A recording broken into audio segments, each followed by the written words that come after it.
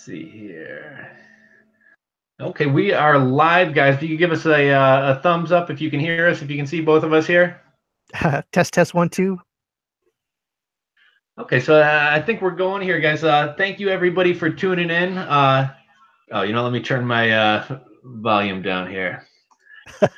Okay. Yeah, thank you, everybody, for tuning in. We got Chris, the thrift shop hustler at Reseller on Steemit with us tonight. He was kind enough to join me a few weeks back, and we talked. I think we were talking merch and got sidetracked talking crypto and a whole lot of other stuff. But he did a great live stream last Friday. And we had talked about kind of doing something again here. So kind of talking Steemit as well as crypto and kind of whatever else you guys want to chat about. So thank you, Chris, for coming on. Yeah, man. Thanks for having me. I know it's kind of late in your neck of the woods, so I definitely appreciate you doing the show for sure. Oh, no problem. Yeah. Pleasure to have you on here. Yeah, I see everyone's already chatting about everything going on with kind of crypto. I'm just kind of catching up on the chat here, but yeah, crypto and BitConnect, and so yeah, a lot of stuff to talk about tonight. Yeah, BitConnect's been the major talk of YouTube. Other than that, the monetization thing too, everyone's been talking about today. That was another major thing going down. You know, I guess you want to start with that. Sure. Yeah. Sorry, I saw your video earlier, and I liked that you kind of played devil's advocate in regards to the positives coming out of that happening. I definitely agree to some extent. I know 2, 3, 4, 5 times a week I have people taking my videos and re-uploading them. So I think that when they did the 10,000 views, I thought that was kind of good. Thank you, Reezy. I thought that was kind of good that they did that, because I think it kind of stopped some of those bad actors and things like that. But yeah, definitely, I think the biggest challenge with this is going to be the 1,000 subscribers. Yeah, and the thing is, when and thanks to you, you're the inspiration that actually made that video, because I woke up this morning, your video was the first thing I saw when I logged into YouTube, and I was like, hey, what is this? And so I thought, like, I watched your video, I watched another video, I'm like, well, there's another side to this that I think my opinion on the whole thing, because I'm aware of all the bots like stealing videos and all that stuff. But you are right, the 1,000 subscribers now that people have to get monetized, that's going to be a major hurdle, because it took like 3 or 4 months to get 1,000 subscribers on my channel when I first started. And I only been on YouTube for a year for the reselling thing. I have another YouTube channel for my art and everything, but this channel took forever to get to 1,000. You know what, the one kind of negative I see with the whole new monetization thing, I guess if you want to say it's a negative. One guy who I'm kind of buddies with on Steemit and who does YouTube is a guy by the name of Mitchie B. I don't know if you've ever seen him around, but he does a lot of kind of more random stuff. So, one day he might be showing you his Nintendo 64 collection, and the next day he's riding motorcycles, and the next day he's talking merch. And I actually have another channel where I just kind of do completely random stuff. But I feel like in order to grow a subscriber base, you almost kind of have to be within a certain niche or a certain area, because people don't want to necessarily see me making pizza today and then talking merch. You know what I mean? So I think it's going to be a challenge for those types of channels. Exactly. And the thing is, once you start diving into how to make a proper YouTube channel, one of the biggest things you'll hear again and again is to have a niche. Because like you said, if you're doing pizza, you're doing biking, you're doing like reselling and all that kind of stuff. And as a matter of fact, that's why I split my art channel with the Thrift Shop Hustler channel, is I was doing like Goodwill hauls on my art channel, and people are like, what the hell is this? And so I definitely had to split the thing. But yeah, the new monetization thing, it's going to be, my whole devil's advocate thing was, I think it's going to generate better content through people that actually are dedicated to YouTube and want to create better content. It's going to force everyone it's going to separate the wheat from the chaff, I guess you would say, like, people that are just in it for the money are going to automatically say, this isn't worth it, I don't want to deal with it. But the people that are really passionate about creating videos are going to be the ones that stick around. And I guess Steemit could be the same way, because, you said that you were kind of not giving up on Steemit, but there was a lull a couple months ago. And I remember that lull too. And I'm like, why am I doing this? It's just like, it's not picking up any traction. But, you and I, Brian Phobos is another one I can think of. We really just trudged through that mud to get to, I don't want to say the other side, but at least we're in another space right now with Steemit. So Well, you know what's kind of funny about that? I actually had long story short, I was kind of swing trading Steemit when it was going from like, 115 to 150 back down, and it was like clockwork happening every week. And I wound up buying quite a bit of Steem, and I kind of got caught on the wrong end of of kind of swing trading, and it just kept going down, down, and down. And so I figured, I'm just going to take this, move it from my Bittrex over to Steem, power up. Did that, had it sitting there for a while. We went through that lull, and I'd actually just initiated a power down, and I'm like, okay, I'm going to start taking some money. There's too much opportunity cost. Everything else is going up. And all of a sudden, like Steem back dollars went to 16 bucks. Steem shot up, and I thought, okay, I'm going to stop this power down right now. yeah, that was crazy. I remember when Steam back dollars was at 16. That's when I luckily banked my Steam back dollars for Steam. And I think I literally had like maybe 4 Steam back dollars in my account and got like 55 Steam power for them because the ratio was so out of whack. And so I was lucky at that point. But now I literally save all my Steam back dollars. I'm saving all my Steam in liquid form. Like I will power up a little bit every once in a while, but right now I want to keep it liquid just in case there's an incident like that it's going to happen, if it's going to happen again or not. Let me ask you. I know you kind of are follow some of the more inner workings of Steam a little bit more closely than I do. So I noticed a while back, you know how you used to be able to with your Steam dollars, you could click that tab and you could just immediately convert it to Steam through the site. And I think I had heard something that they weren't giving the proper exchange rate, so they just removed it entirely. And now you go to the marketplace to do it. Are you kind of familiar with that whole thing? No, I never heard of that.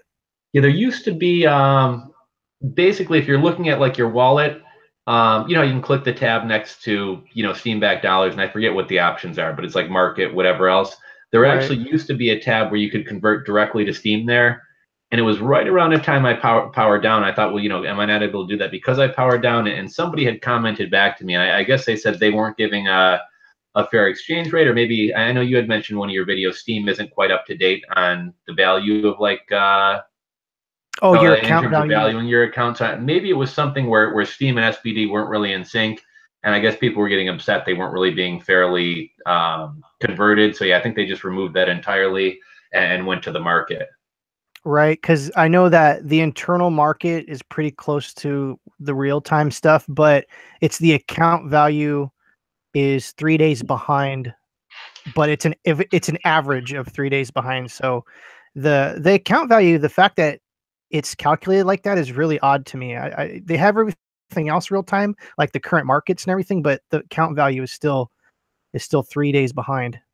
So I noticed Reezy was just asking what powering up means. I guess I'll give a little preface real quickly here to anybody who's not really familiar with Steam. So on Steam we have uh, Steam, the actual cryptocurrency. We have Steam dollars, which is actually supposed to track the US dollar. It's been a little bit out of whack, which I think has actually benefited a lot of us. And then you have Steam Power, which is where you power up your account, and it gives you more power in terms of posting, voting, curating content. So you're going to earn more money the more that you have powered up. And that actually brings me, let me ask you this. Is there any benefit to powering up when Steam price is high versus low, or it's the same either way, right? it's the same either way because pretty much Steam Power is going to be worth as much as Steam is currently. Steam back dollars is another thing because you have to turn your Steam back dollars into Steam and then turn your Steam into Power Up token.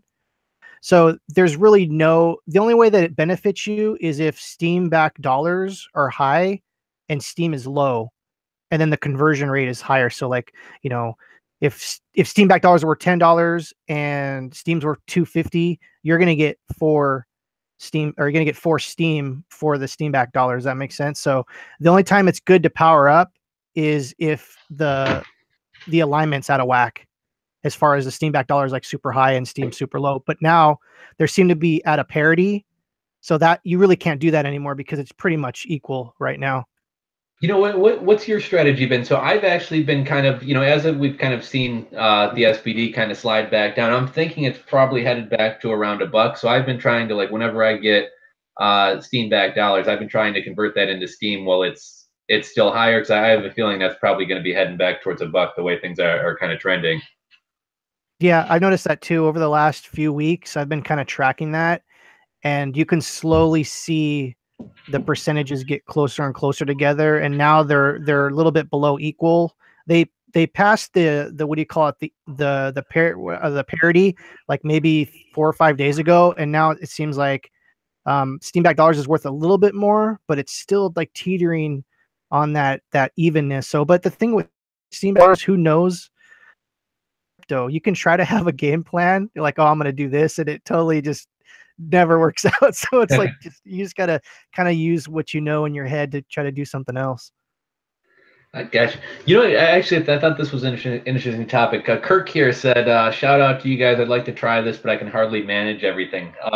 What's kind of your strategy? Like, how much time are you? Because your Steemit account's pretty big and it's growing. Like, how do you manage your time between YouTube versus Steam versus all the different social media platforms? Like, what's kind of your breakdown or your strategy? Or Oh, that's a really good question. And since there's really no mobile app, and I guess they're working on one, and I guess there is third-party mobile apps, but usually when I wake up in the morning, I'll check my Steemit account, I'll give some upvotes, and I'll like basically curate what's going on from what I did the day before, and then maybe I'll post a blog, and then I'll wait 4 or 5 hours, post another one. I try to space my blogs out between like 4 or 5 hours, and I do my upvotes and all that stuff.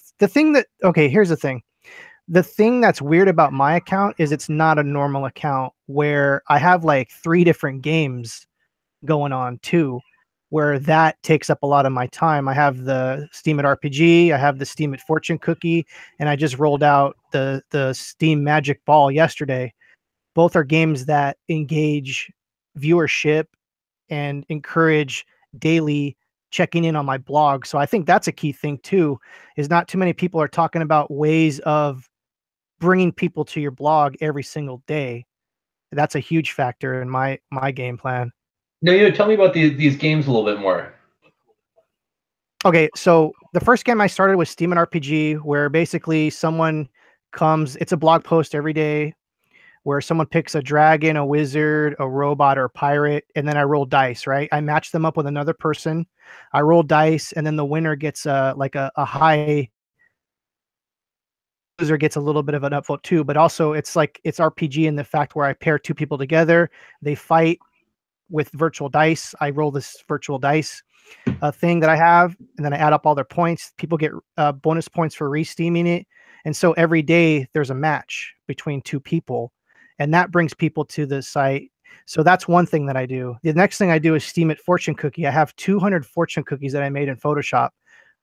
200 different things, right? So I have virtual dice that will roll 1 to 200. So depending on what number they get is what dice or what cookie I pull for them. So someone can get a virtual Steemit fortune every day if they want. The third one is the one that I developed yesterday, and I had this. This was the original idea. You ever heard of the Magic 8 Ball? You shake it up and it tells you yes or no or something like. Oh, exactly. Yeah. Science point to no. It's the same exact thing, but it's a Steemit one where someone asks a question, and they're usually silly questions, and then I roll dice up to 20. There's an answer 1 through 20, and they get a response. So it's these things in all those games. I have random Steam back dollar giveaways. I do upvotes. So not only is it helpful for me to bring people to my blog daily, people are getting upvotes for just making like 2-second comments and just interacting with my blog for a couple seconds. People are getting upvotes, and a lot of older people, or not older people, but a lot of older members in Steemit thought these ideas were great because not only is it engaging the community in a whole, it's actually helping new Steemians get upvotes simply without having to like work for it and all this kind of stuff. So that's what the games are. That's one thing that I've really been meaning to focus on is getting kind of more involved in the community activities. Because I know there was a now that you mentioned games, Body and Beta, another guy I follow on Steam. He was doing like I think some kind of zombie game for a while. I don't know if that was Papa Pepper or somebody that put that one out.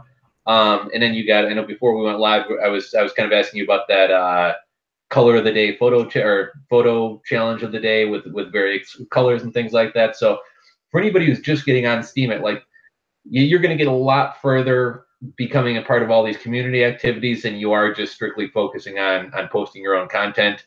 And that's something that I actually got to kind of dig a little bit deeper into and start putting some more effort towards. Yeah, because when you're brand new to Steemit, you get lost in the shuffle. The one of the best advice that I can give anyone that's just joining Steemit is to just comment on other people's posts and basically go to the introduce yourself tag on the side there and just start interacting with new members that are coming in every day, because there's tons of people that are looking at those. It's good to engage. And the thing is, people think that they need to go on to Steemit and blog every day.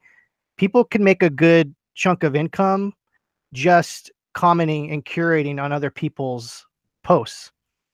Yeah, in some senses, I mean, when I went on, I was kind of like, okay, I got to go hard creating content. And in some sense, like your first couple weeks, first couple months on there, you're almost wasting your. I mean, I hate to say wasting your time, but you're almost wasting your time putting out content until you've kind of built a circle of friends and stuff out there to kind of upvote your stuff and kind of get it out there, because it's almost you're writing to nobody on there essentially at that point. Yeah, no, I remember that my second post I ever made took me 2 hours to make, and literally no one upvoted or commented on it. And I was so destroyed. But that's the thing, is that what I like about crypto in general is it's not for everyone. It's not for the faint of heart. It's for the strong. Only the strong will survive. And the people that come on the Steemit think they're going to make, $1 million by blogging, and realize that that's not the case. The weak hands are going to go. But the people that really enjoy blogging, that are passionate about what they're doing, those are the people that you want in the community, and those are the people that usually stay through the tough times.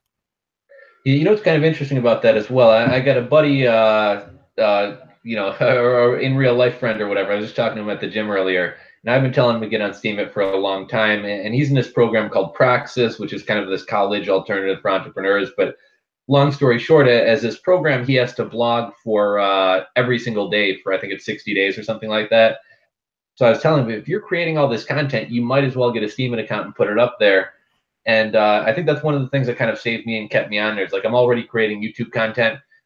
So, I mean, what is it to take another, 30 seconds to go post it on Steemit? So whereas if that were my only platform, I might have died out, but it's kind of like, okay, I'm already creating all this stuff. I might as well put it up on there.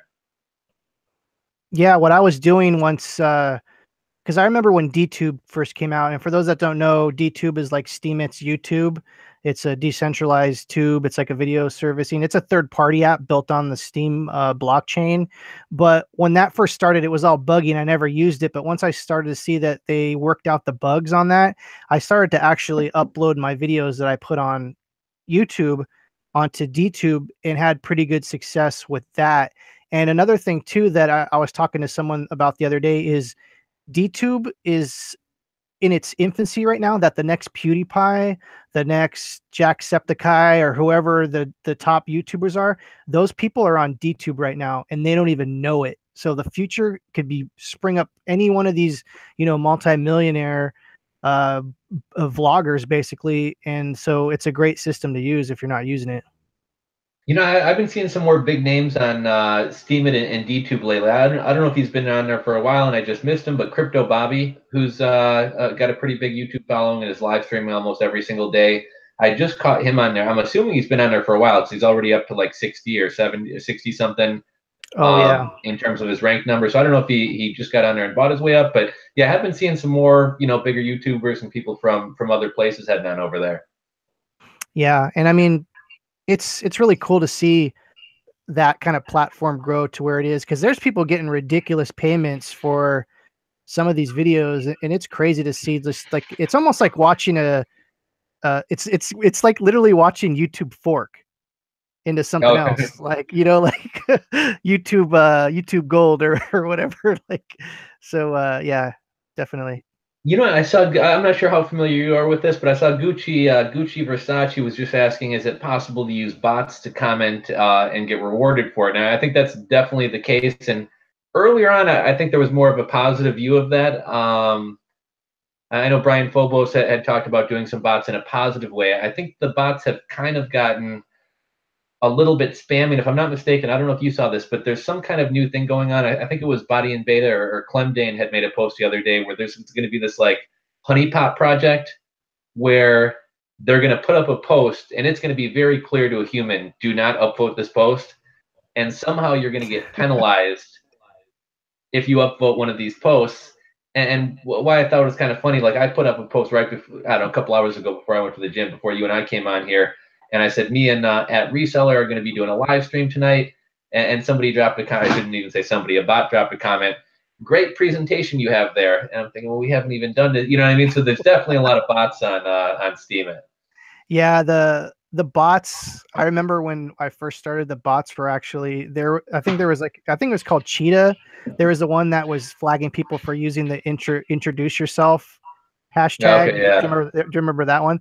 I ended up blocking that one and a bunch of other ones, or just muted. I didn't block them, but I muted them because some of them are just, they're out of control and they want to post in every single one of your things, and it literally is like, it feels like it's a whole paragraph of like animated gifs and like things. You're like, what the hell?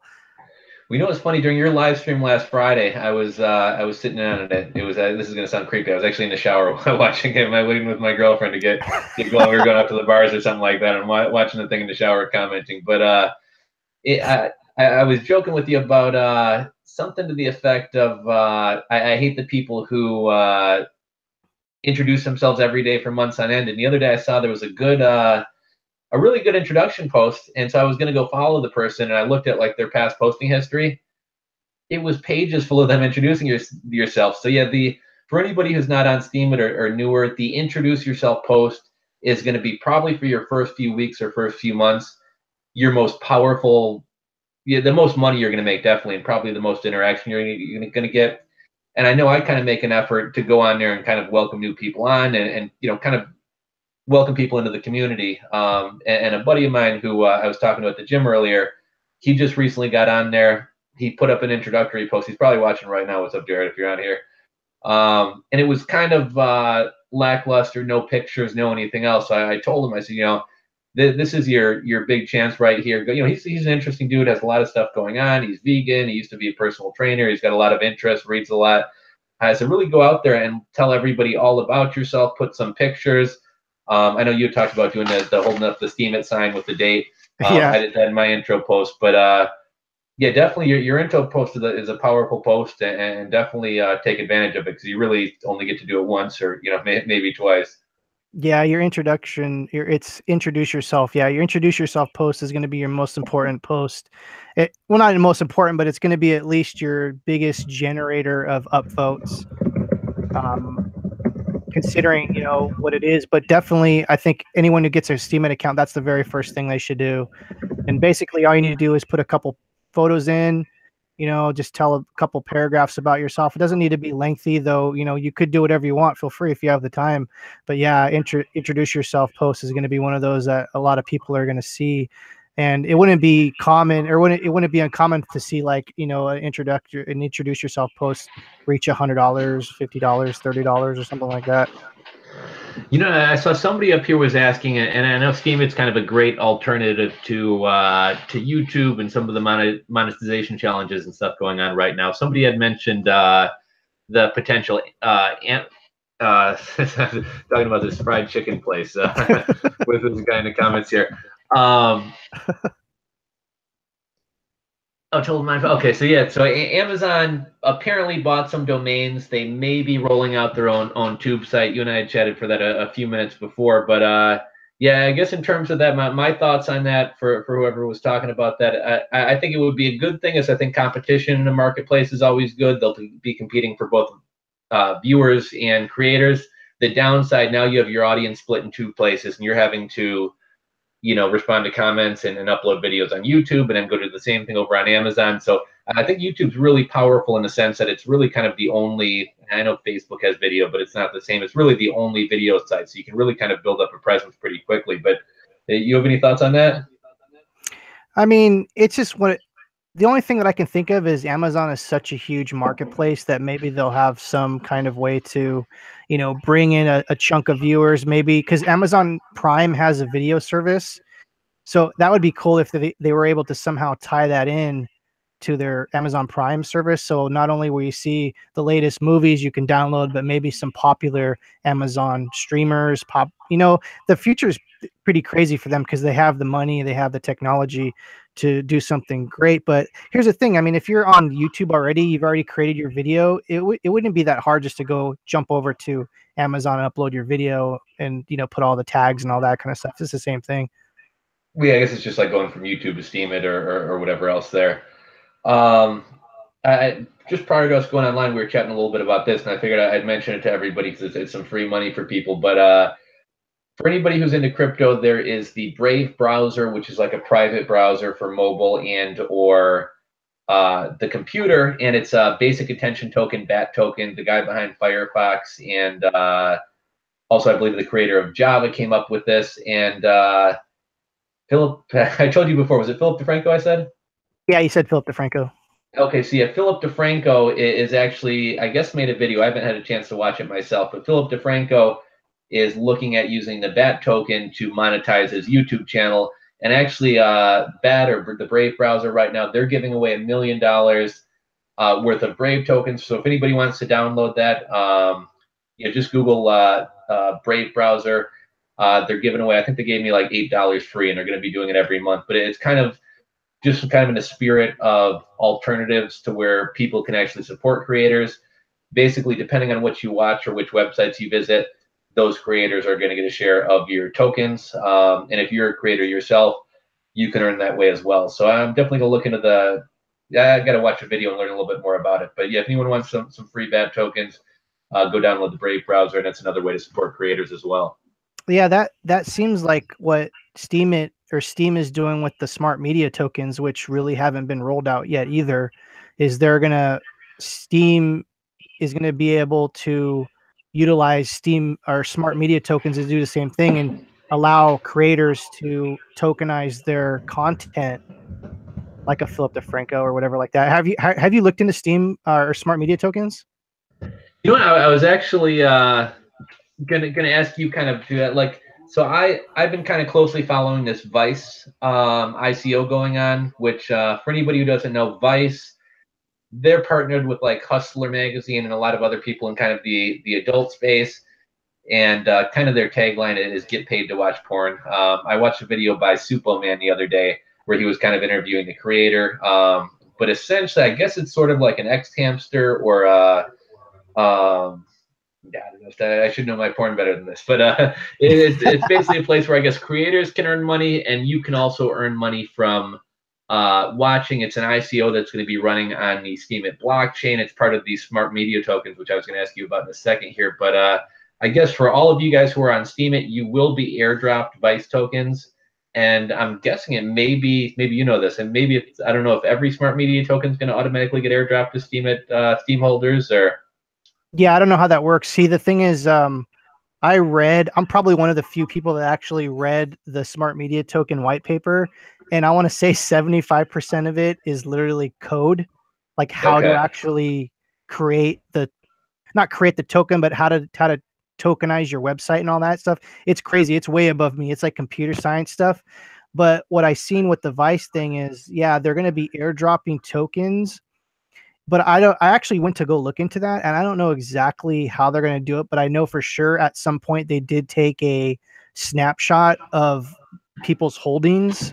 So I think we're going to probably get 1-to-1 of, I don't know if it's going to be our Steam power that's going to get airdropped, or is it going to be like the liquid Steam and the liquid smart or Steam back dollar?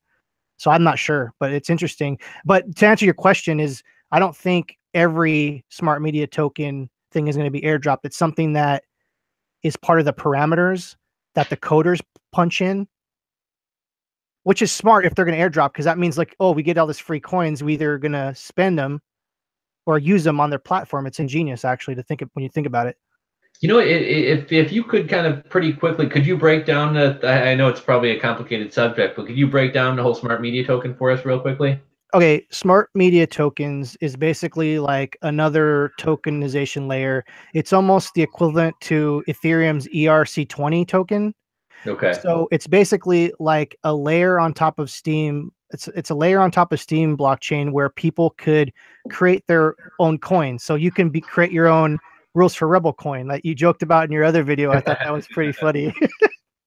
But so you could create your own token, but you have to buy Steam in order to transact with the blockchain. So it's basically anyone that creates a smart media token. So like if Reddit created a smart media token using smart media tokens, it would be based off Steam blockchain, which just benefits anyone that holds Steam.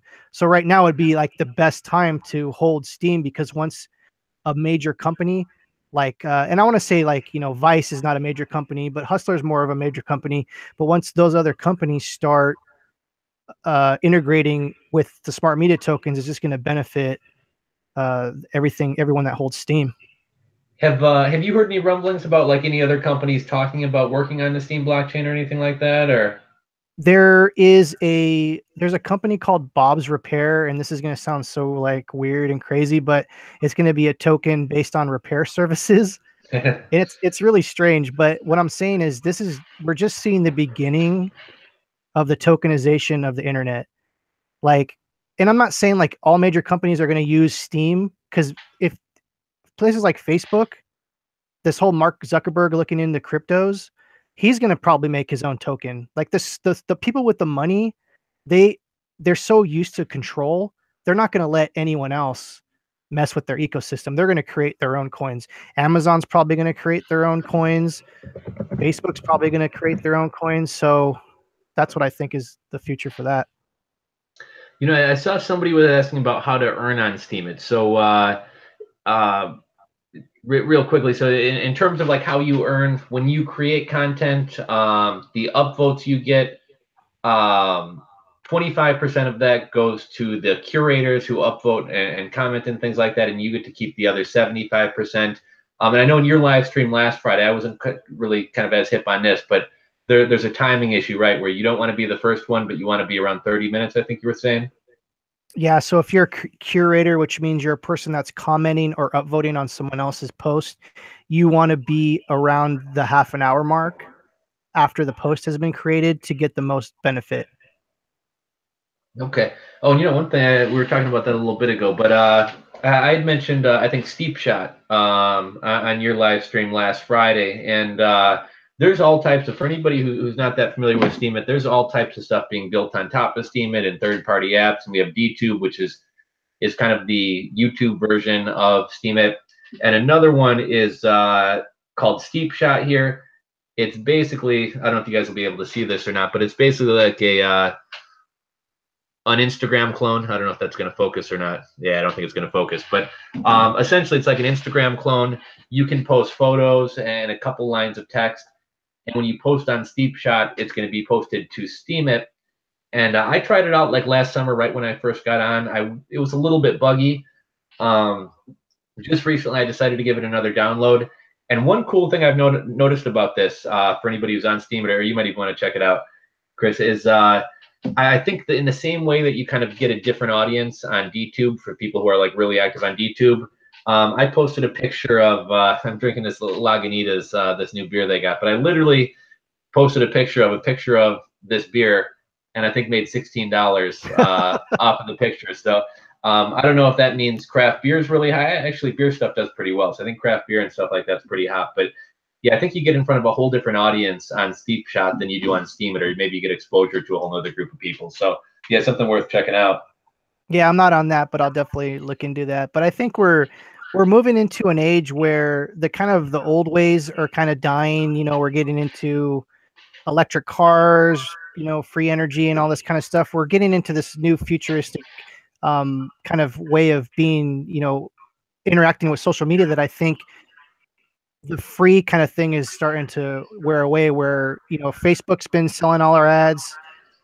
Twitter's been selling all of our information to everyone. And I think we're going to see a transition into like, earning something for your time that you're spending on social media platforms. And Steam, it's like literally the beginning of that. It's funny. I was going to make a video about this the other day, and I didn't know. I was worried I'd get a copyright infringement thing. But I'm kind of a Macklemore fan, and in that song "Thrift Shop," he talks about like $50 Gucci T-shirts, and he talks about that. I think there's a line, something about that's what you call getting pimped by business.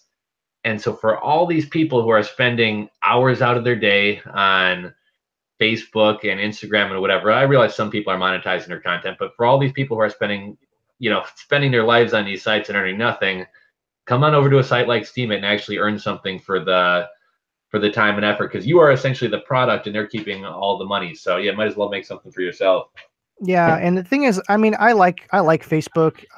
I'm able to store all my family's photos on there. I interact with my older, siblings and all that kind of stuff, family members, because it's so easy to use.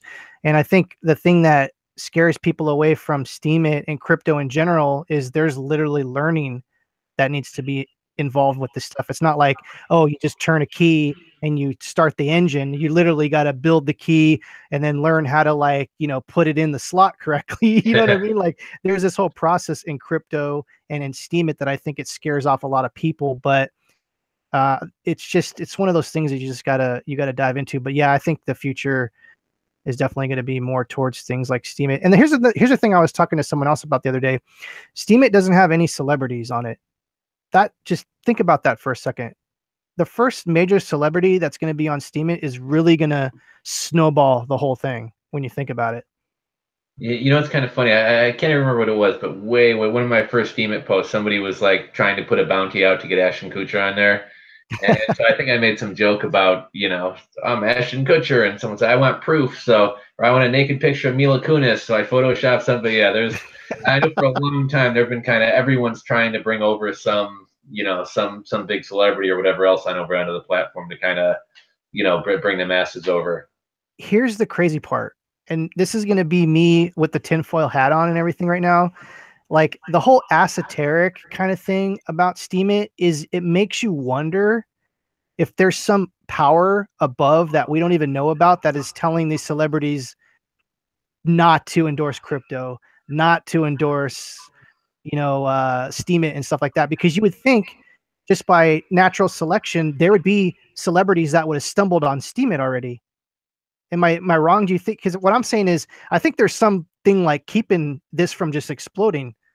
Well, it's kind of goofy. Like, not even a big celebrity. I mean, even if we had one of the Jersey Shore cast come on there, I mean, they would make a fortune. You know what I mean? Like, Snooki could come on Steemit, and she would probably make a fortune. So it is kind of weird that we don't have anyone bigger. I have seen a Grant Cardone profile. I don't know if it's a real Grant Cardone or not. That's him. Yeah. That was okay. Yeah. So I guess that would be probably one of the bigger names that's on there. The funny part is I've been messaging Gary V for the last few months about getting on Steemit too, because we chat privately from time to time because I made his action figure. I don't know if you ever saw that. Oh, that's awesome.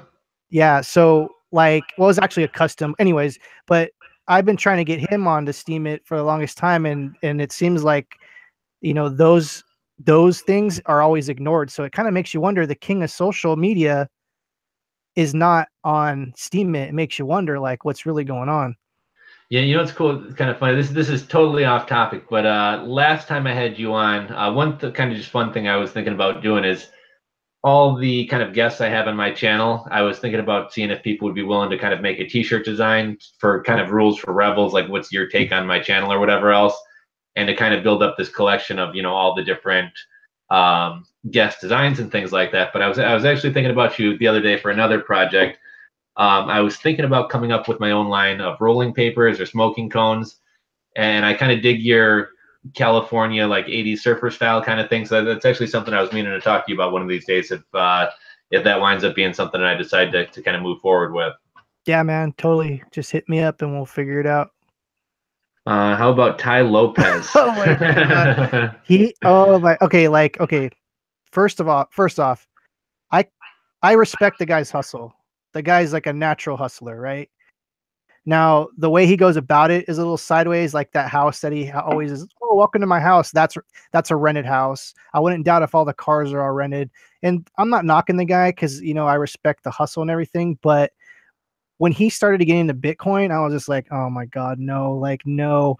It's like you can tell the people. It's almost like bandwagoners. Are you familiar with sports stuff? Bandwagoners. Oh yeah. Yeah, when he started, so and so team's winning, and now I'm the biggest, Cubs fan, or whatever else it is. Right. So when he started talking about Bitcoin, I was like, "Where were you 3 years ago, dude? Where were you 4 years ago?" It's just one of those things like, "Oh, Bitcoin's at 20,000." Everyone's like, "Oh, their eyes are all wide," and it's a dude like him that his whole gimmick is to make money off of other people of course he's going to naturally be like, oh, I'm the expert in Bitcoin now. Everyone pay for my course. And, it's just that whole thing rubs me wrong, dude. Well, it's funny. There's been a ton of that, and there's a lot of guys who I actually really like on YouTube, and most of the guys I like have kind of approached it from more of look, I'm not trying to come off as an expert type thing, but everyone wants to get their Coinbase link or whatever else out there. So it was kind of funny to see one after the other, like every single YouTuber kind of hop on the crypto thing. And I was watching something funny, kind of in the fallout of the whole BitConnect thing. Somebody had posted a video of I think it was Crypto Nick and Ryan Hilgard, whatever his name is, pitching a $597 crypto course, and then as they were, I wonder what these public key. What's a public key? And it's like you're selling a $600 course, and you don't know what a public key is. So yeah, some of this stuff gets kind of ridiculous. Okay, for anyone who doesn't know, a public key is pretty much like having a web address for someone to send you money via PayPal. So your Bitcoin public address. Oh no, it's a public key, not a public address. Isn't a public key an address? I guess it depends on which platform, because like some platforms call your address a public key, and then you have a private key, and in other ones you have a public address and a private key. Exactly. So it's basically like having a public key is basically like having the account number to someone's account to be able to deposit money into, but the private key is the thing that you use to unlock the coinage that is inside said public key.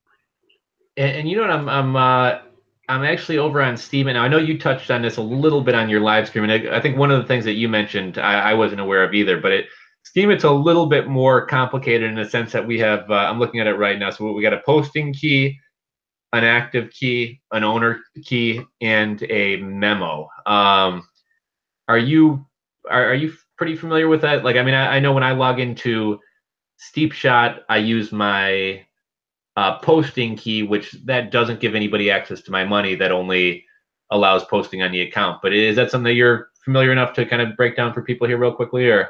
Yeah, let me go log into this real quick. So yeah, like I had to see it to kind of. Now here's the thing. Like, okay, so there's a post on Steemit. There's a posting key, an active key, an owner key, and a memo key. Now I don't understand exactly the active owner and memo key. Though I think there's a way to send like private messages with the memo key, and the owner key is a way to do other kind of things within the system. But the posting key, the private one, is the one that everyone uses for third parties like Steam Follower, DTube, and all that kind of stuff. So the only thing that I can know that my personal experience is I'm only familiar with the private posting key, not any of those other ones. I noticed a little bit further up the thread, somebody had talked about buying Steemit accounts, and I know that's something we had talked about a few minutes earlier. So I figured we could chat about Anonysteam real quickly. So for anybody who wants to sign up for Steem, you actually get on pretty quickly. My buddy Jared had signed up, I don't know, probably about a week ago. I think within 2 or 3 days he was on. I have heard of some people waiting a little bit longer, and I think it might have been you that said if you're waiting more than 3 or 4 days, just go try to set up another account. Yeah. But there's a site, it's called, I know you and I were both kind of glitching on this. It's either anon.steam or steam.anon, but if you Google Anonsteam, it'll pop up. Essentially, you can buy a Steemit account. And I had actually told my buddy Jared to go buy one. And I think when I bought one 2.5 weeks ago, it was like $18. When he went on to buy it, obviously with the price of crypto going up and Steem going up, the price had gone up to about $50. And I think, if I'm not mistaken, when you get a new Steemit account, it starts out with, what is it, 6 Steemit, I think? Yeah, that's not like that anymore. Oh, I bought one from Anonsteam, and I forget what I had, but I felt like it was almost a break even. I thought my account started out with a value of like the third party ones, yes. Anonsteam. Oh, is that what? Okay. Yes, they will give you 6 Steem. It's actually Steam Power. You get 6 Steam Power on a new account. Oh, Steam, okay, yeah. Yeah, so it was almost, I mean, it wasn't quite break even, but I spent 18 and I probably had 15 or 16 in value right off the bat. So if you're somebody who wants to get on right away, that might be an option. The other thing, when you set up a Steemit account, it needs to be tied to a phone number. And prior to actually learning about Anonsteam, I was getting ready to go out and buy a burner phone just to set up a new Steemit account. And I don't know if it was you that turned me onto it or somebody, but I bought a second account that I'm going to kind of stick to one specific niche, and I didn't really want to commingle with the other stuff I'm doing. But I mean, I was actually thinking about buying a couple different Steemit accounts in different niches and kind of locking down some usernames, and then kind of maybe in the future I might want to get into some different niches and different subject areas and things like that. Yeah, I'm not gonna divulge too much information, but all I'll say is I have multiple accounts with high level names that I kind of squatted on early on, that I knew, like, not only that A, I'm gonna probably use them later, or B, if those companies come knocking on Steemit's door, you know, it'll be like the dot coms from back in the day where, some of those dot coms went for crazy amounts of money. That's actually, I never even thought about it. Like I was kind of thinking about it more from a personal angle, but that's actually pretty smart. Well, no, I mean, I've done both. I mean, I do have other accounts that I use for other purposes, like, niche blogging and things like that. But yeah, I did purchase some of them early on when the price was really low. Somebody, Puzzle Labs was asking, why would you buy one? So yeah, either you don't want to wait to get on if Steam is, Steam goes through phases of popularity, so it might get really bogged down to where you might be waiting a week or two or a couple. So that might be one reason you buy one. Or, as we just said, if you want multiple accounts and you don't have multiple phone numbers to tie to them, for, I think I checked earlier, I want to say it's about 28 or $30 to buy an account right now. That's why somebody might want to buy an account. I'll tell you what the interesting thing is that I found out last week when I was digging through the blockchain, because sometimes I get bored and dig through the Steemit blockchain. I found that block trades. Do you know block trades? They're like the kind of exchange on Steemit. Okay, yeah. They were buying crazy amounts of usernames. Oh, really? Yes, like every day, like 5 or 6, 7, 8, 9 different usernames of all different types of things. So someone with big pockets is already snapping up usernames like crazy. It's crazy. I know I kind of mentioned you're a little bit more hip to kind of all the things going on with Steam and stuff. So two things that I'd be kind of curious about. Do you know if Steam has any plans to do like kind of a messaging system? One, because I'm always like, sometimes I want to send you or Brian Phobos a message, and really like all I can do is go to your most recent post and comment on it with something I totally know. unrelated. I hate that. Yeah, do you know if there's any plans to do anything like that? I don't. I know that Hard Fork 20 is coming up. Have you done research on Hard Fork 20? I've been hearing about that. That's kind of tied in with the smart media token thing, right? Yes and no. They're doing some like kind of changes of the. Remember, I was saying if you wanted to get the most benefit, that you have to do it at half an hour. Okay, right. They're dropping that down to 15 minutes. So 15 minutes Okay. after is like the best time you want to post on someone's stuff. And I know they're doing other kind of housekeeping and everything like that. But there's a blog about that. So I would definitely have everyone read that if you're into Steemit. The other thing, do you know, is there I know a lot of people have been calling for this for a long time, but is there any type of like post scheduling tool that you're aware of where rather than having to be live and actually click post, I can kind of schedule posts out for the week or for the next couple days or anything like that? Not that I'm familiar with, but I wouldn't doubt if there's a third party app out there. If not only created, someone's working on it. I saw reseller mom. Is that your mom or is that Reezy using a different phone? I'm not sure who that is, but No, that's another uh, YouTuber.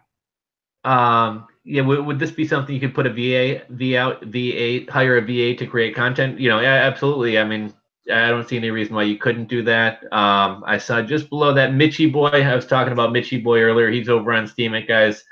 Show him some love at symbol Mitchy Boy. But he was asking that ranking number. Can you break down kind of what that means and how that goes up? I forget what the actual term is for that thing, and I want to say it's like your user rank. But yeah, what that is it's a weird algorithm where depending on your people that post. Okay, so there's a really weird algorithm that builds on that, and it has to do with a little bit about how much you post, what you post, who posts on you, who comments on you, who upvotes on you. There's this crazy algorithm that is built, and supposedly from what I've been told and what I've read into, the higher that number gets, the harder it is to get to that next number. So those that are in the 60s is extremely hard to get to, and those that are in the 70s is really extremely hard to get to. But it all has to do with vesting weight and calculations and things like that. So as you climb the ranks, it gets tougher and tougher to tier up. Is that the case? It does, yes. Okay, because I've noticed that I've been, I was seeing some progress, and I've been stuck on. I think I'm 54. I've been stuck on 54 for a minute. Yeah, we're both at 54, I think. Yeah. Is that tied in any way to Steam Power or something like that, or is that totally independent of? Yeah, you know what? I think steam power does have something to do with it, and I wouldn't be surprised, and I don't know this for sure, if the higher steam power you have, the easier it is to move up the rank. And that would totally make sense on this platform because everything's pretty much based on your steam power.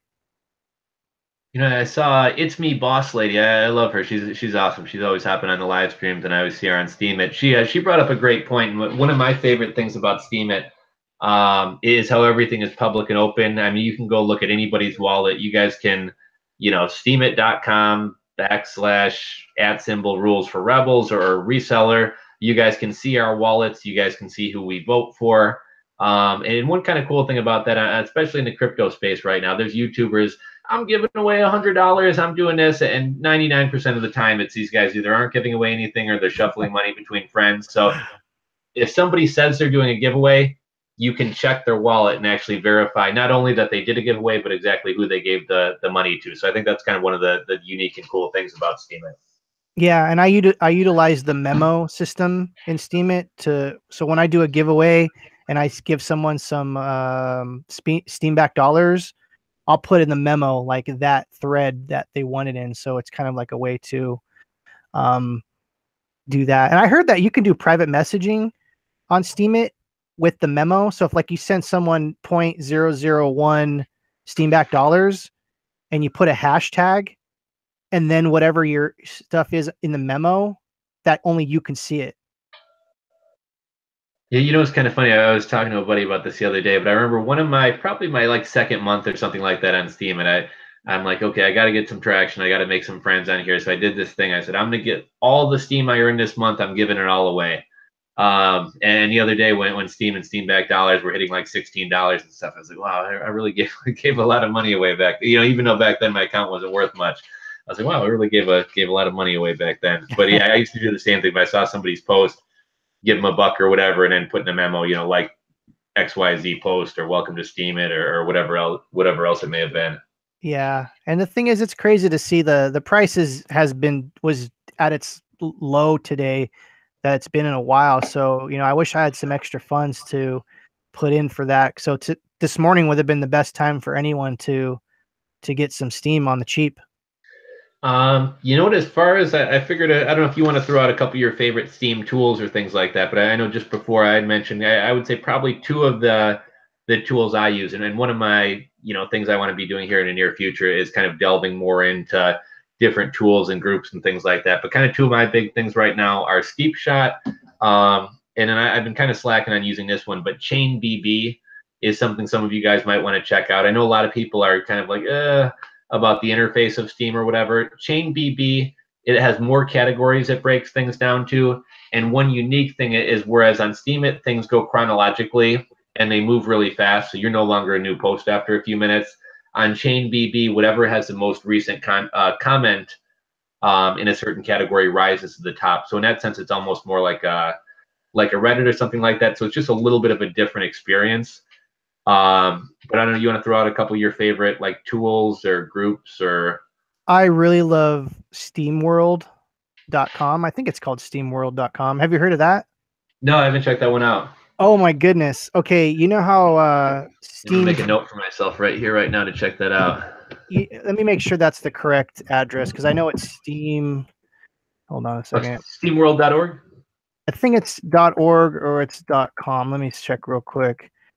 And it is steamworld.org. What's funny is I was going to make a shirt like that was like SeaWorld, but it's going to be SteamWorld. Anyways, it's like you've heard of Steamed D, right? Where you can see the blockchain. Oh, right. Yeah. It's like Steam D on steroids, dude. You will never go back to Steam D once you see this. It is amazing. It has all the bells and whistles, has all the analytics, has everyone that's ever upvoted you. It's in real time, so it refreshes too. You can see your Steam power. Yeah, it's like a cleaner layout too. It just kind of visually, it's easier to look at as well. Yeah, it's amazing. I just found that out maybe last week. I'm like, where have you been all my life?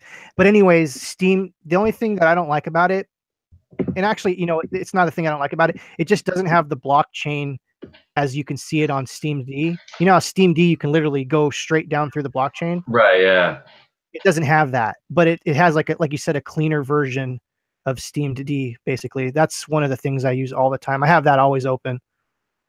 I see Puzzle Labs saying I have no idea what that site's about. So if you're completely new to Steam and it probably looks like a foreign language to you, essentially you can view all the activity of Steam itself or a specific user. So I mean, if you guys type in my name or at reseller for Chris, I mean, you guys can see everybody we voted for, everyone we've give money to, all our rewards. If I send money over to Bittrex, you can see that. So it's basically just everything going on Steam, essentially, right? Exactly. And the other kind of app that I use, it's called Steam Follower, and I think it's at steamfollower.com. It's basically like an upvoting system where it's not really a bot. It's just almost like a third party thing where everyone is in this kind of central place to upvote each other. It's almost like a small little community that upvote each other. And I've been using that, and it's based off of a point system, and it's kind of, I made a video on that. It's really hard to explain. Well, it's not really hard to explain, but there's a lot going on there than just what I just said. You know, I'd love to do another one of these with you sometime down the road. One thing we might want to try to do, I don't know if you'd be up for something like this. When I first got on, and I kind of slacked off on this, but I was having a really hard time kind of getting any traction. So I said, okay, I'm going to try to bring my YouTube audience over to Steemit and try to find a way that we can sort of support each other.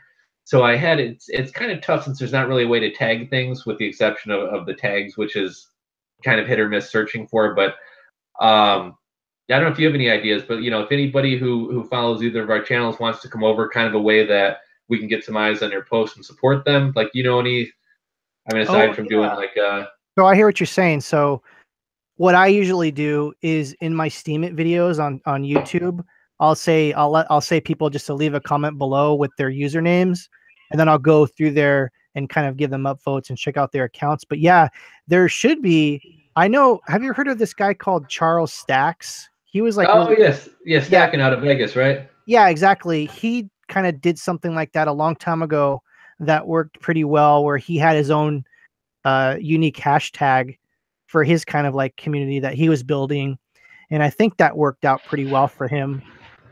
You guys definitely, if you're new to Steemit and are having trouble getting traction, or if you're just getting on Steemit, check out. I think he's at Stackin', but he just kind of came out of the. He got on, I think, around the same time as me, but he just came out of the gates and really kind of built his account up quickly, and is kind of a major player on Steemit. And yeah, I mean, he made it happen really fast just through posting consistently and engaging with other people. So I think he's actually a great example of. I saw people were asking about like making money and how to get established on there, and yeah, I think he's a great guy to look to towards that, because he really did it pretty quickly on there. Well, here's the thing also too, and this is kind of the flip side of everything, is you don't want to get into Steemit thinking that you're going to make money, because it's just going to be heartache when you wake up and you check your blog and there's nothing going on. You really want to just go there, start blogging, experiment with the system, start meeting new people, start commenting on other people, make great comments, create great posts, and all that other stuff will come afterwards. And you have to be dedicated. Don't expect to just jump on the Steemit and start making money, because that's not really what it's all about. It's kind of what it's all about, and it's a good entryway to be like, hey, you can make money on Steemit. But in a way, that's not really how it is too. It's also the flip side, where it's a community and it's just like really good content. And it's not like Reddit where there's just like shit posting all day long. There is that on Steemit, but it's really, really low. I was going to bring up the same thing too, because I saw a couple of people were mentioning it. It's kind of funny because like that is what's going to bring a lot of people over, but at the same time, if you come over and you look at the trending page, you're going to see people making hundreds and even thousands of dollars per post, and you're like, okay, let the money start rolling in, and really, it's tough. Nothing, if you come over to make money, you're definitely not going to last. So I know when I first came over, I don't know that I expected to make money right away, but I kind of looked at it as like, okay, I'm getting in. I mean, even right now, it still says beta at the top of the site. So you're getting in at the ground floor of something that if it becomes big, it would be nice to be one of the earlier people and be established on there, I think is a good way of looking at it. Yeah, because like I said, this is a whole new technology. This is a whole new ball game, and the old ways are starting to die. And you can see where people that come in and start spamming, they just get downvoted. And that's another thing too that I don't hear anyone people talking about on Steemit is you could get downvoted too, and people actually have to expend Steam power to do that. But that's one way that people regulate Steemit is if you're coming in and you're a spammer, you're gonna get flagged, you're gonna get downvoted, and your stuff is never gonna be seen. Did you see what was it? It was a little bit off topic, but I saw a lot of people downvote like Trayvon and those guys. But was it? I think Trayvon, he just powered up like $600,000 on there or something recently, didn't he? Yeah, I saw that. That was pretty crazy. I He's got, mean, yeah, he's kind of got this battle going with a whale right now, I think. yeah, I don't agree with that a lot of that guy's politics and everything, but the fact that he's mentioning Steemit and kind of exposing others to Steemit, I think that's a positive thing. The way he got his money and all that, that's a whole other subject. It's kind of funny. I see a lot of people on his, and this is kind of another one of the, I guess, less kind of savory parts of Steam. But like, I see a lot of people over on Trayvon's page, like, "Hey, you're awesome," and it's like a lot of people kind of follow around these quote unquote whales, like kind of. I was going to use kind of a vulgar phrase, but They're like groupies. exactly, yeah, trying to get votes or trying to kind of curry favor with them. Yeah, I mean, I'm not gonna lie. When I first got on Steemit, I kind of got caught up in all that too. We're like, oh, I forget what his name, that other Grant guy. He was like actually one of the first people that I saw on Steemit. I forget what his name is Oh, Grant Craig something. Grant. Yeah, and so like I started following him. I started commenting on his posts just because it's a natural thing to kind of gravitate towards, high level accounts and all that stuff. And I kind of see that happening with my account a little bit too. I wouldn't call them groupies, but there's people that, I see every day posting and upvoting on my stuff. And I think that's really cool. Well, that's what when you're first starting out, especially if you want to kind of get some traction, like, and I kind of even do the same thing on YouTube. Find somebody and be their biggest fan. And if I see somebody constantly like upvoting and commenting on my stuff, I think it's only natural that I'm to reciprocate and go kind of do that back for them. So, yeah, find somebody whose content you like and be very active with them. And if they see your face a lot, you'll most likely probably be rewarded for it. Yeah. And I mean, Steemit is so new and there's so many elements. And if you're brand new to watching this show right now and you don't know exactly what Steemit is, it's crazy. And you should do your research because there's things like Steam Power, there's your daily power allotment, there's all these little types of little things that you need to learn about, before you should start diving into this whole thing, or just dive in and then learn it afterwards. But you know what I'm saying, right? Somebody was saying, is it more about being a personal brand on Steemit or to create a business brand? So I figured maybe we could chat about that for a minute, and also just kind of about Steemit itself finding its identity. Like, what is Steemit? Is it a Reddit? Is it a blog? Is it it seems like over the past few months or even the past year, I guess I've been on a full year maybe even, but I've seen these iterations where like only post your own content. It's okay to post other content as long as you kind of add your own flavor, your opinion to it. So I guess what's your take on kind of Steemit finding itself or finding best practices or, just kind of the community figuring out what it is exactly?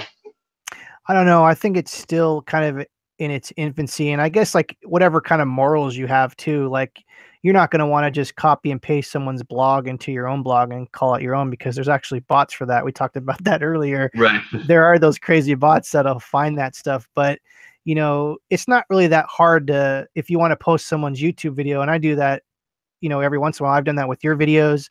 I've done that with Brian Phobos's videos where I'll be like, to all my users, go look at this video. It's interesting, and here's like maybe a sentence why, but go follow them and all that. That's the proper way to kind of share others' information on your blog.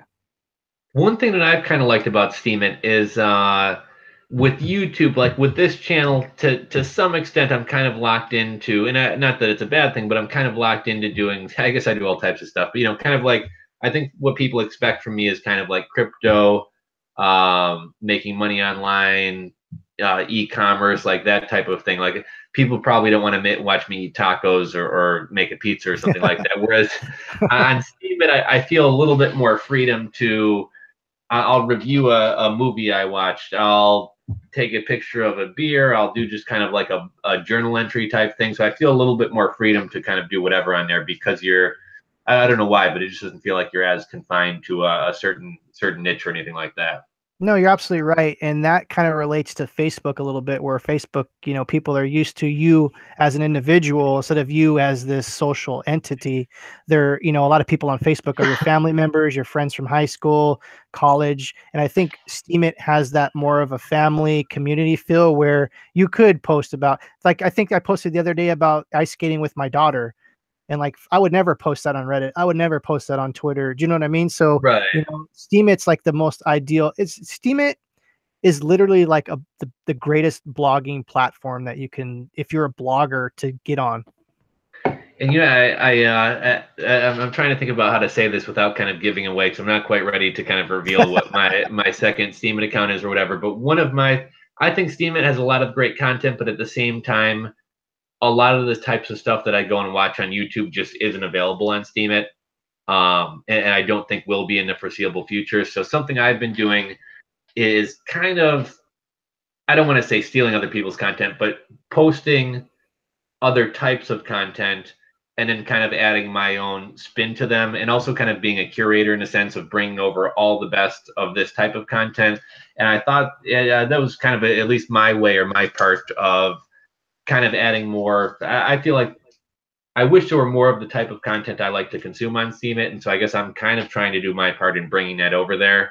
But yeah, it's just kind of interesting as kind of Steemit finds itself, like what kind of platform does it want to be type thing. Yeah, I don't see a problem with that as long as like for me, I do the same thing, and as long as you're not posing as someone else, Oh yeah, you know, this is my yeah. yeah, exactly. Then I don't see there should never be a problem with that. Thank you for the super chat, Mighty Mushroom. Oh, that's Corey. He's got a really interesting channel too. He's a I'll, reseller.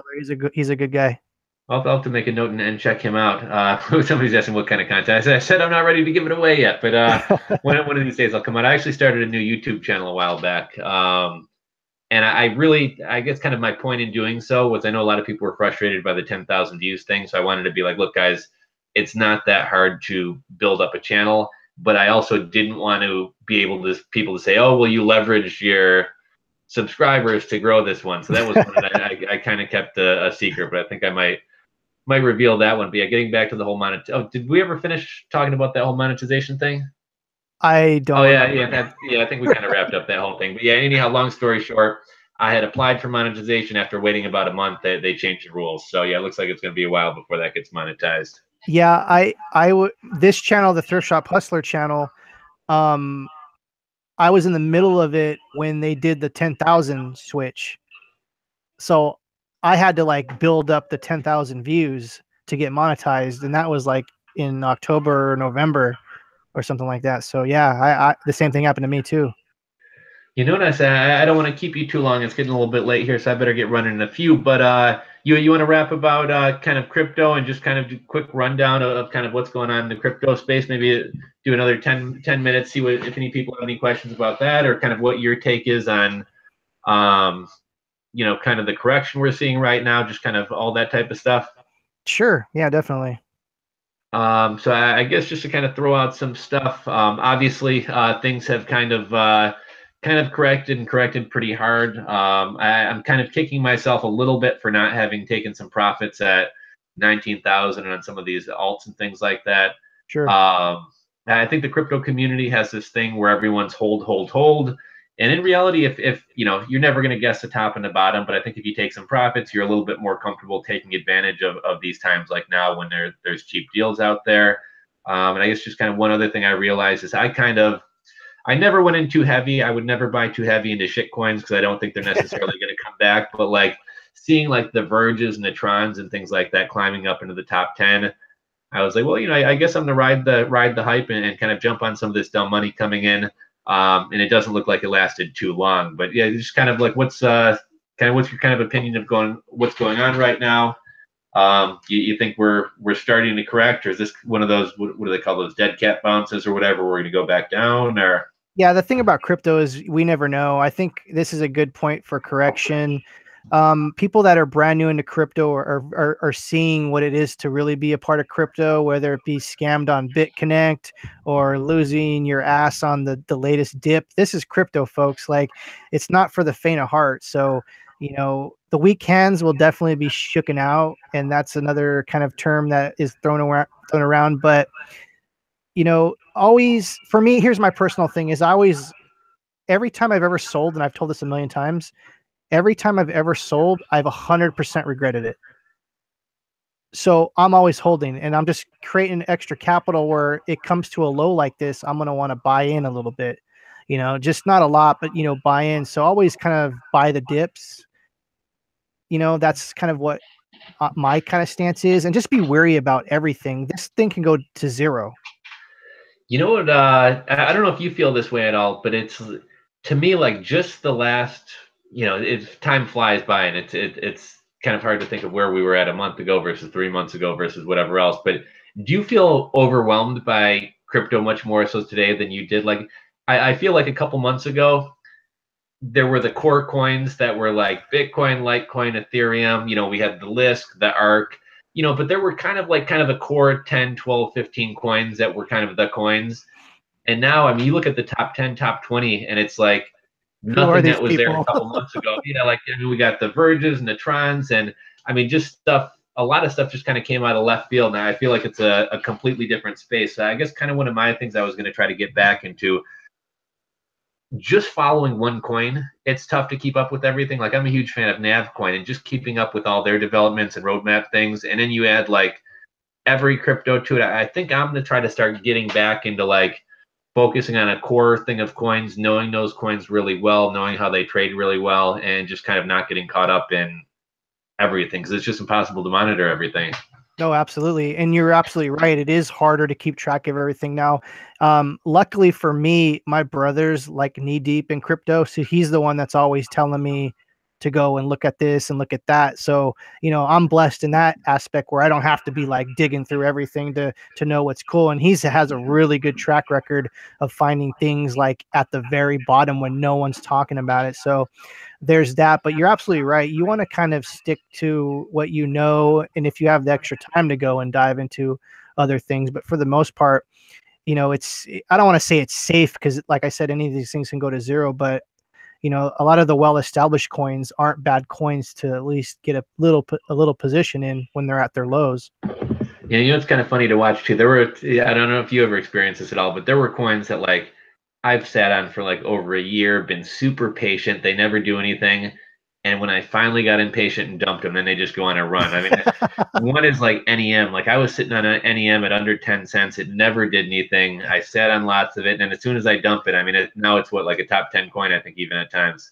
Yeah, that's crypto for you, man. I can't tell you how many times. Well, I told you 100% of the time I ever sold anything, I No, you regretted always it. regret it. Yeah. But whenever I saw Bitcoin, I swear the price like skyrockets the next day, like literally skyrockets. I guess one last thing I don't know if you want to throw out there. I guess before we cut out, any favorite YouTubers or crypto guys that you follow that you think are worth checking out, and or any coins you want to mention that are kind of on your radar or personal favorites or anything like that?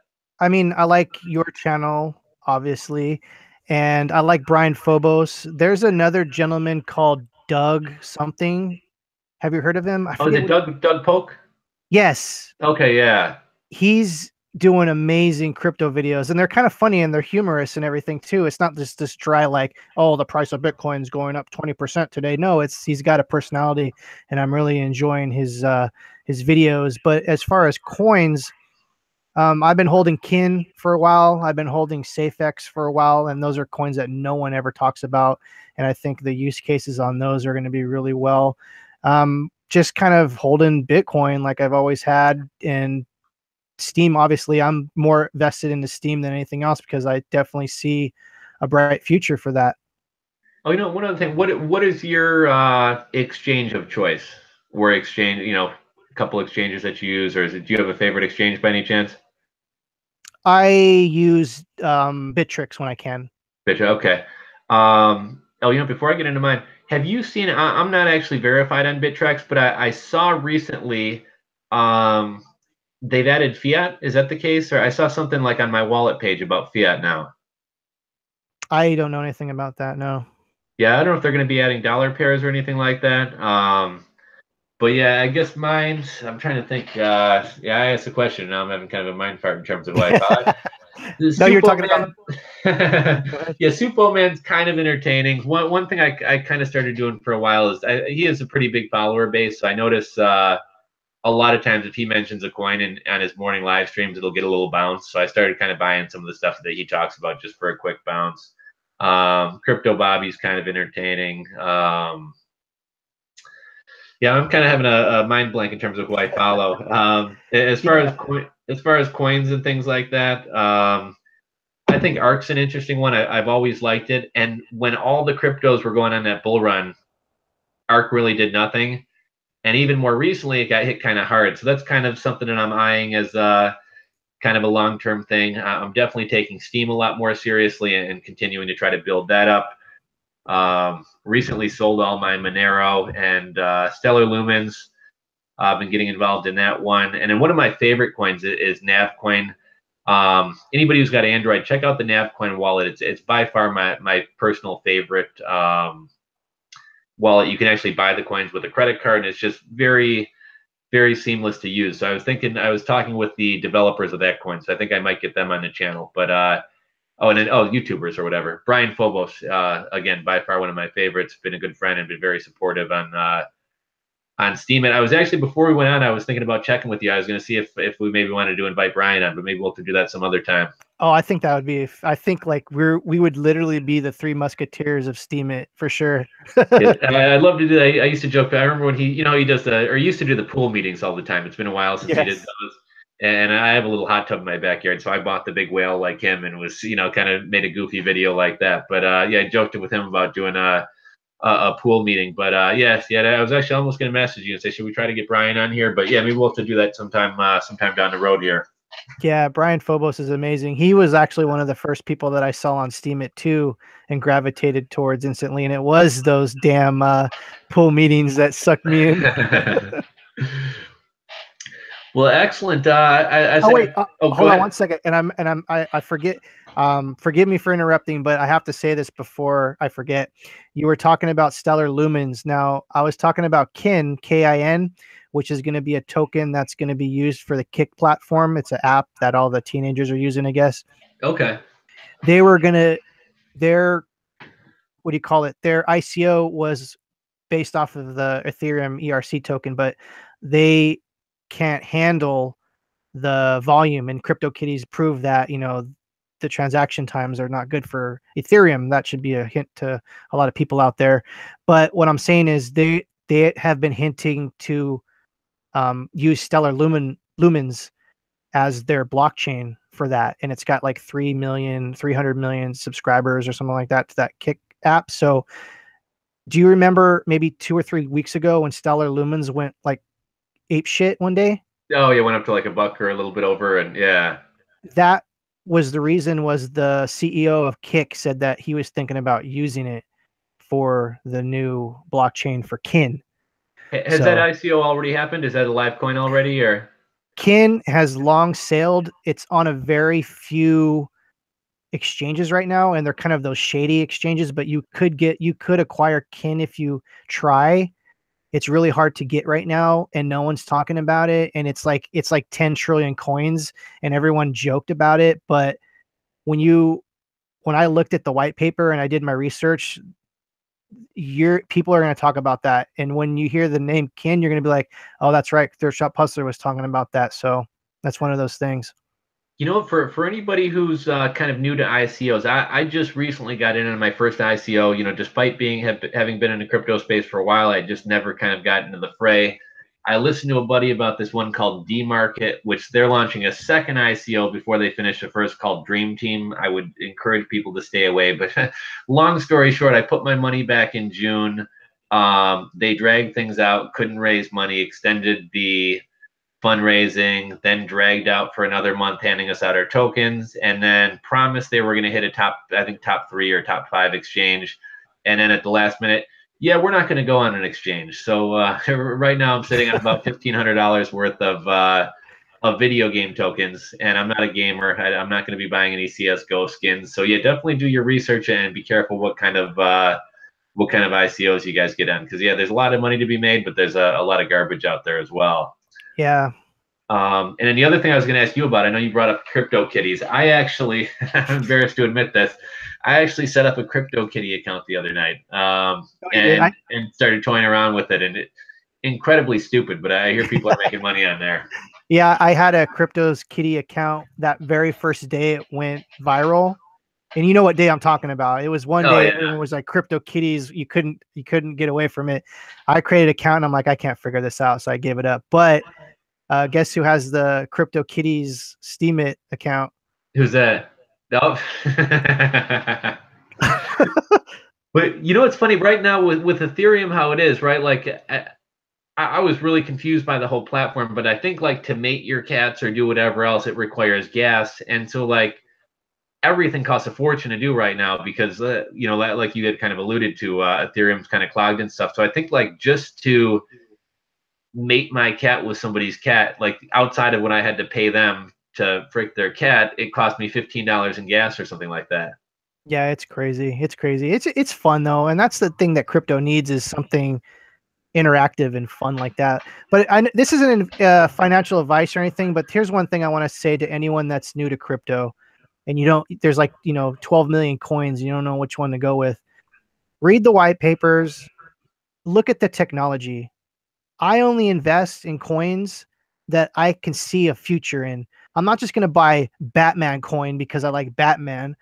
I'm going to buy a coin like that because it's got a use case down the road. If it's not doing something right now. So that's one tip that I can give you as someone that's been in this business since 2012. Look at the use case for the coin and go from there. You know, definitely want to echo that. I know most of my friends actually like the coins that they get into. I'm loving this coin. What do they do? I don't know, but it's going up like crazy, and it's like, yeah, take the 2 minutes. I mean, I know white papers sometimes can be a little bit technically confusing, but I mean, at the very least, go visit the company's website. Like, do they actually speak proper English and spell things correctly? And does the website look professional? Many coins have an FAQ section that actually lays things out and pretty simple to understand layman's terms and things like that. So it really doesn't take a ton. I mean, not saying crypto's simple, but it really doesn't take a ton of research to kind of weed out some of the stuff that you 100% sure want no involvement in. So yeah, definitely good advice there. Yeah. And the thing is, not everything's going to be 100%, but what I've learned throughout the years is that's usually a good indicator if they got stuff going on. Here's one coin that I really like that I don't think gets as much credit as Dash. Dash is a really amazing coin when you really dig into it. I know some of the people that run that coin, and it's got a really good governance system. And I really feel bad because they're the most excellent currency coin that I've ever been involved with. So I just wanted to throw that out there because I love the Dash people. They don't get that much love. I gotcha. Well, yeah, better. Yeah, unless you have anything to add, I guess we can wrap this up. I'd love to do it again sometime soon. We'll have to work on getting Brian on a live stream with us sometime here down the road. But yeah, I just wanted to thank everybody for tuning in, and wanted to thank you for reaching out to me today and suggesting this and setting this up, because I had a great time last time, and it's been fun again. Always a good time talking with you. Yeah, absolutely, buddy. It's really nice talking to fellow Steemians who really get it. And if anyone's curious about my channel, it's in a link below. Yeah, I've linked to him to his YouTube channel as well as his Steemit profile below. And one last thing. Any of you guys who are on Steemit, or if anybody wants to hop on Steemit, the live chat comments are separate from what we'll actually display on YouTube. But I liked your idea, Chris. So if anyone wants to drop either their Steemit name and/or a link to a recent post, we'll go over there, show you guys some love or something. Absolutely. Okay, excellent. Well, it's been a blast, buddy, and thank you, everybody. Have a good night, guys.